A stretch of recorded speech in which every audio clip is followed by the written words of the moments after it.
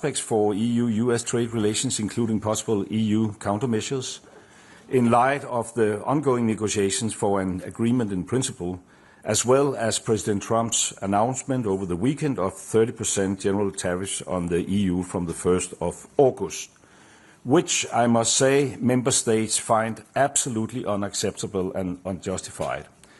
We are committed to continuing working with the US on a negotiated outcome. It has to be a mutually beneficial agreement on terms that are acceptable to both sides. At the same time, we are prepared for all possible scenarios. If no satisfactory solutions can be found, the EU remains ready to react, and that includes robust and proportionate countermeasures if required. And there was a strong feeling in the room of unity, so this statement is a statement which unites all of us. We also discussed the EU's ongoing trade negotiations with other partners in a time of rising protectionism and geopolitical uncertainty. It is more important than ever that we in the EU do not turn our backs to the rest of the world, but quite doing the opposite. Instead, continue to seek new and alternative strategic partnerships and expand and diversify our trade relations. And this includes the agreements with Mercosur and Mexico that we need to get over the finishing line as soon and as possible. It will be a major priority for the Danish presidency and something we want to achieve before the end of the year. We also welcome the political agreement reached yesterday on a free trade agreement with Indonesia. And we have many more trade agreements in the pipeline, in Asia, among the Gulf countries and elsewhere. At today's meeting, ministers underlined the importance of accelerating the ongoing bilateral trade negotiations, where there are right now, unfortunately, question marks over the 13% of world trade, including the US. We must make even greater efforts to grow the 87% of trade with the rest of the world. And then finally, we also discussed China and our trade relations. In many, many ways, China remains an economic competitor and a systemic rival, but China is also a partner with whom we need to maintain and possibly even increase our cooperation.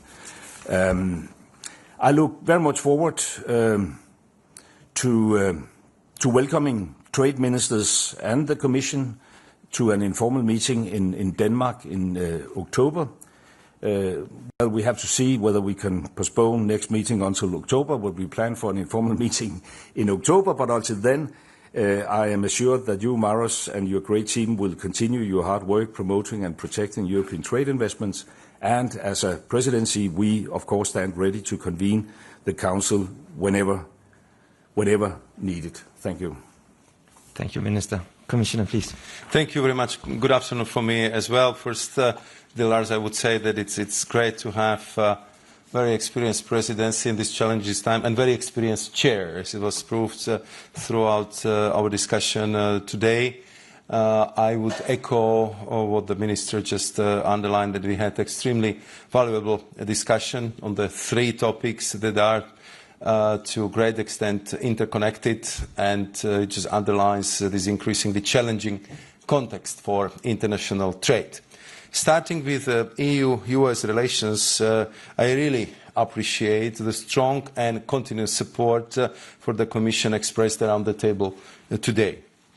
From day one, the EU has approached the talks with the United States in a good faith, constructively, and with a full intensity throughout.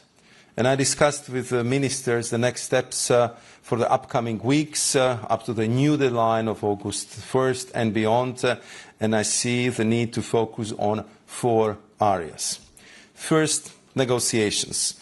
We remain convinced that our transatlantic relationship deserves a negotiated solution, one that leads to renewed stability and cooperation. Later today, I will continue my engagement with my US counterparts. The EU, as you know very well, never walks away without genuine effort, especially considering the hard work invested, how close we find ourselves to making a deal, and the clear benefits of the negotiated solution. But as I have said before, it takes two hands to clap, hence the second strand, rebalancing measures. We must be prepared for all outcomes, including, if necessary, well-considered, proportionate measures to restore balance in our transatlantic relationship. Our rebalancing measures on steel and aluminium are suspended until early August, and today the Commission is sharing with the Member States the proposal for the second list of goods, accounting of some 72 billion euros worth of US imports. They will now have a chance to discuss it. This does not exhaust our toolbox, and every instrument remains on the table. Third, I see the value in open and ever closer channels of communication with our like-minded partners. Fourth, the EU is doubling down on efforts to open new markets, and we dedicated an entire session to the ongoing negotiations. This morning I highlighted one major milestone, our fresh political agreement in the negotiations with Indonesia, one of the world's largest economies. Our well-advanced negotiations with Thailand, the Philippines and Malaysia are other tangible examples of the EU's dedication to strengthen ties with Southeast Asia. We are in intensive negotiations with India, aiming to reach a commercially meaningful agreement by the end of this year, and I have personally engaged with my counterpart Piyush Goyal on more than 10 occasions, and I'm sure many more to come. Next week I will meet Minister Thani Al-Zeoudi to maintain the positive momentum in our negotiations with the United Arab Emirates.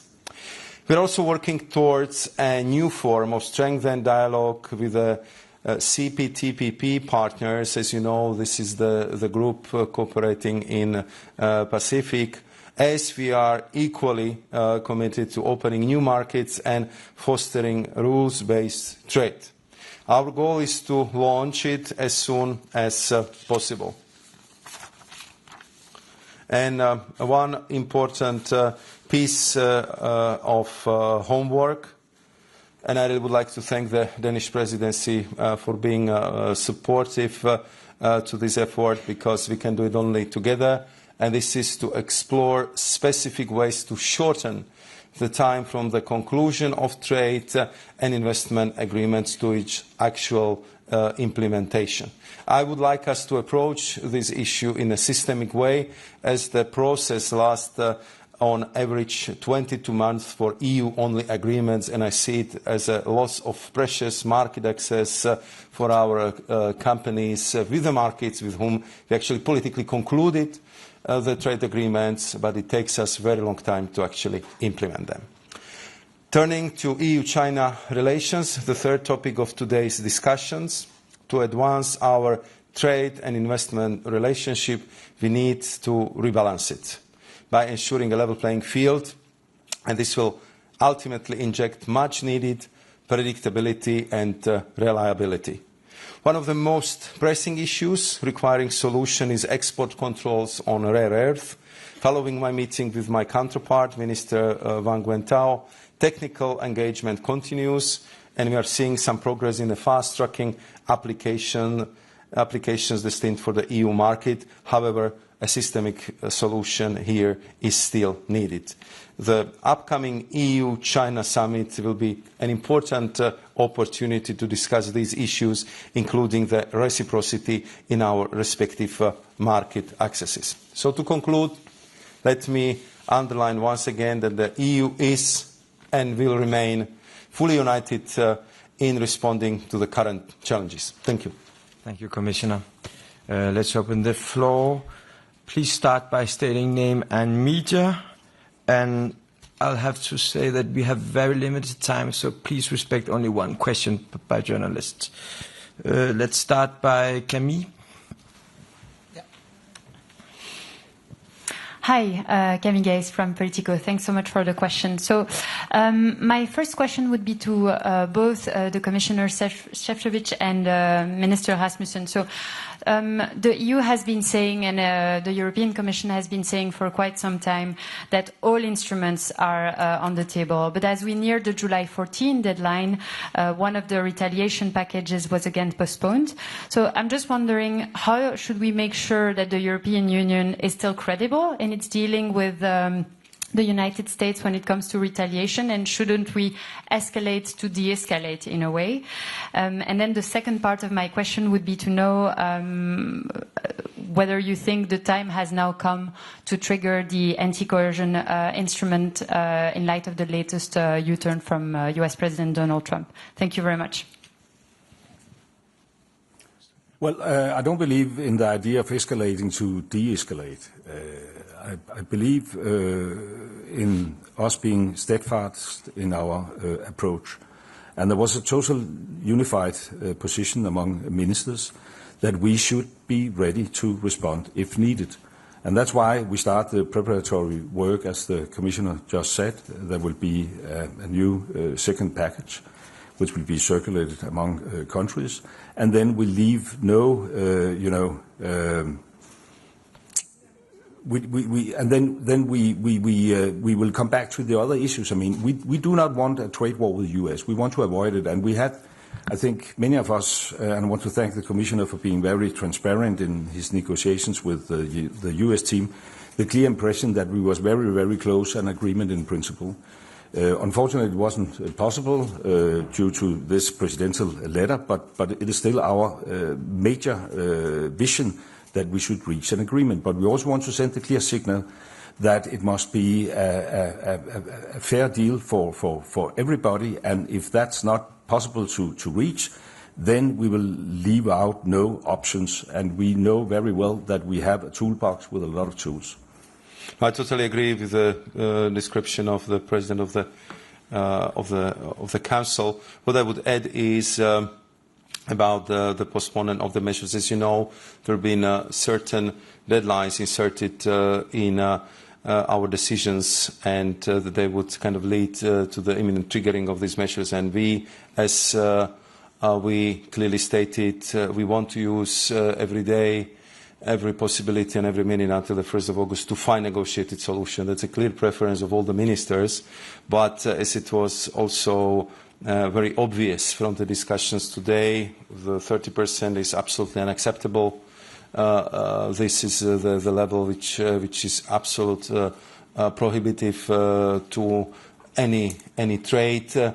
So in this case, we clearly would negotiate as intensely as required and as intensely as possible.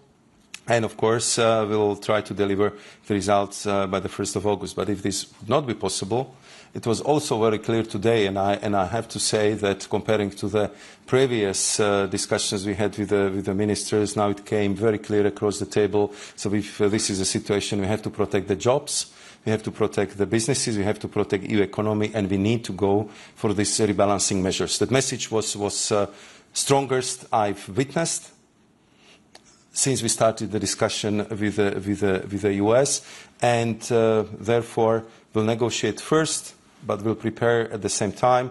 And of course, as I said, concerning also anti-coercion instrument, everything is on the table, but we'll take it step by step and one thing after another.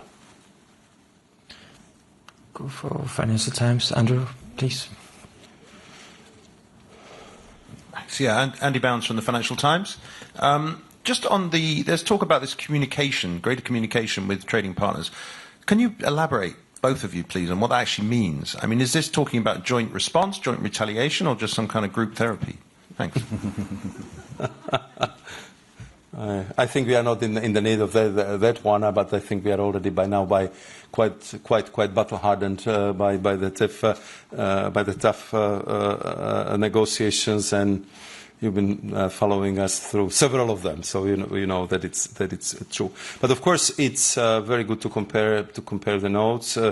As you see right now, all the major trading partners of US got the letter, all of them.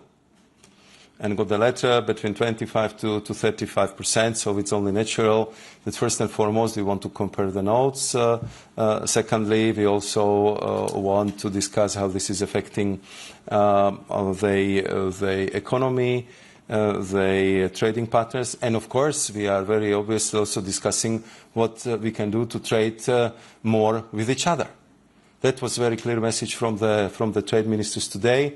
Work as hard as possible on new market access, use the existing free trading agreements which are there, and we happen to have the free trade agreements now with all of these major trading partners, and we intend to use them to the maximum.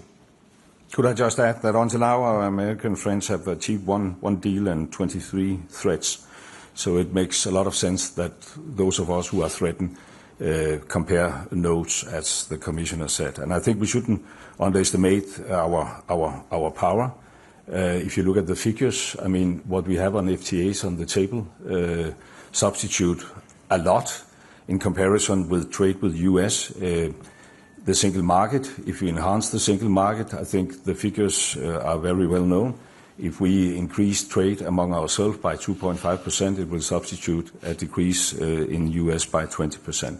So it shouldn't overshadow the fact that we are going for a deal with US, but we shouldn't underestimate the strength of our position. Thank you. And I think we'll go for Lise. Hi, Lise Hesselund from TV2 Denmark. My question is for you, Mr. Sefcovic. Two questions, if I may. First of all, what exactly makes you so sure that there is still a way for these negotiations? You have been negotiating with the Americans for many weeks. So what exactly makes you sure that that there is a possibility that these negotiations will succeed? And also, would you consider in the Commission to take these negotiations to the highest level? Would it make sense to have direct negotiations between Ursula von der Leyen and between Donald Trump? And if so, would you also try and pressure a way forward for that to happen? Thanks. I think to answer your first question, of course, the last week, as you can imagine, we had very intense and frequent contacts with my counterparts, both Secretary of Commerce, Mr. Latnik, and Ambassador Greer, the US trade representatives, because my impression really was that if it comes to agreement in principle, we're actually very, very close.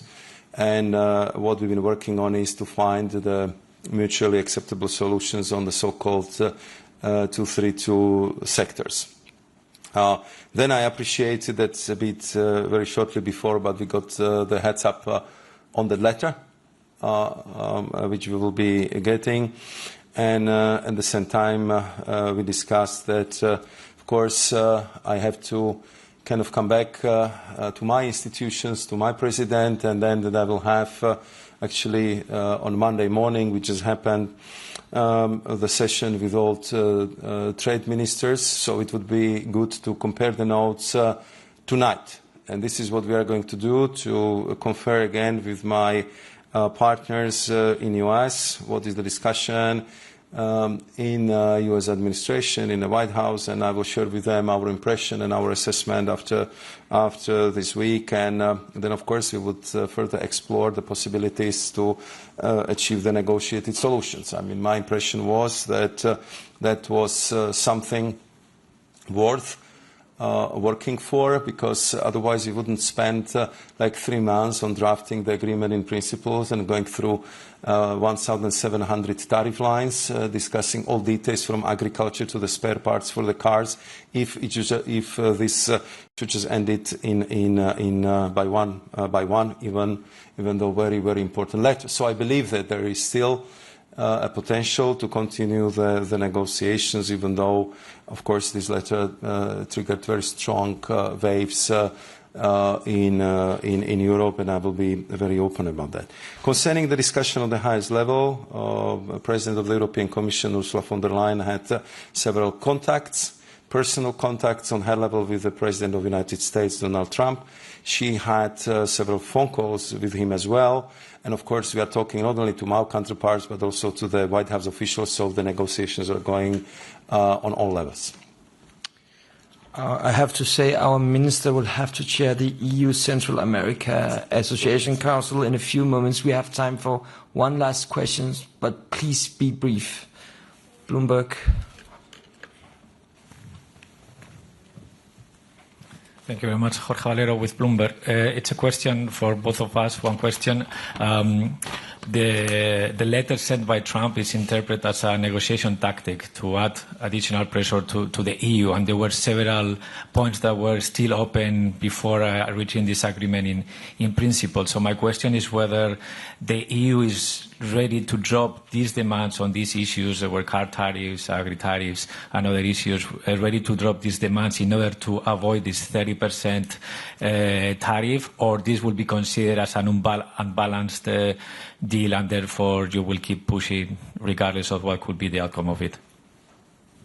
I think I will start. As I said, we've been quite close in agreeing the text on the agreement in principles, but there have been clearly the areas where we had quite big gap between our two positions. So I will not go into the detail of these gaps because I prefer to negotiate directly with my partners, which I will do this evening. And for us, what is absolutely clear is that if you want to land it, and I was very open with my US counterparts, it has to be the agreement which would have a support of our member states, of the European Parliament, and it has to be the agreement which would be acceptable to us. So this would be something on what we would be working for. Well, just very brief and not much to add. I think it makes absolutely sense not to negotiate in this open room with our American counterparts.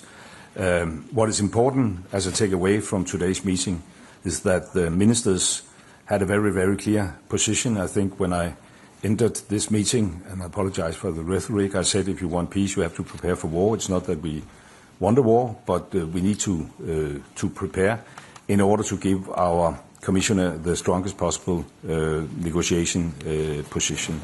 And I think we managed to achieve that today.